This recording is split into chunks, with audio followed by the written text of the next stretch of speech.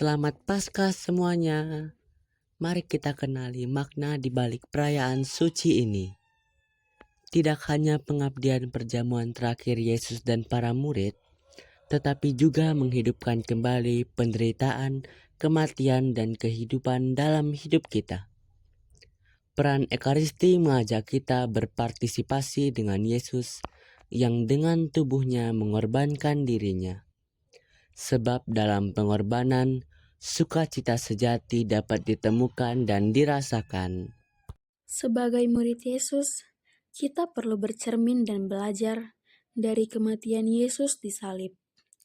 Tragedi terkadang menghampiri kita seperti tamu yang tak diundang. Sama seperti Yesus, kita pun harus menanggung dan dipaku pada salib. Ketika merasa tidak kuat lagi, kita mesti sadar bahwa tragedi ini nantinya akan berakhir pada kemuliaan hidup kita. Berani menerima dan taat atas salib kita adalah pintu masuk ke dalam keselamatan dan kemuliaan kita.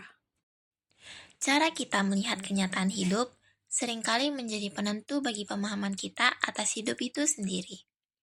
Dalam kisah kebangkitan Yesus, kita menemukan 3 cara melihat peristiwa.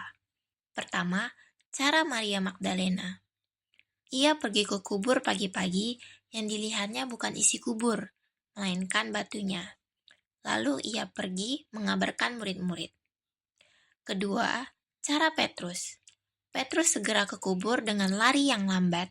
Tanpa pikir panjang, ia masuk dan mendekat, lalu melihat secara langsung dan sangat detail. Namun, ia tidak bisa menyimpulkan apa-apa. Dan yang ketiga, cara murid yang dikasihi Yesus. Ia lari dengan cepat, namun tidak segera masuk. Ia menjenguk dari pintu dahulu. Lalu ia melihat secara keseluruhan. Ada di dalam barulah ia masuk dan mendekat. Dan justru, murid inilah yang dikatakan dalam Injil. Ia melihat dan ia percaya. Murid yang dikasihi Yesus percaya akan kebangkitan Yesus. Meskipun Maria Magdalena dan Simon Petrus masih belum memahami sepenuhnya.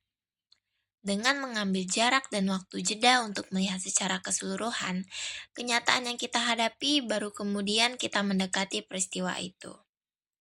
Dari sini, lantas kita menyadari bahwa merayakan kebangkitan Kristus pertama-tama adalah membangkitkan kembali semangat hidup kita sebagai muridnya.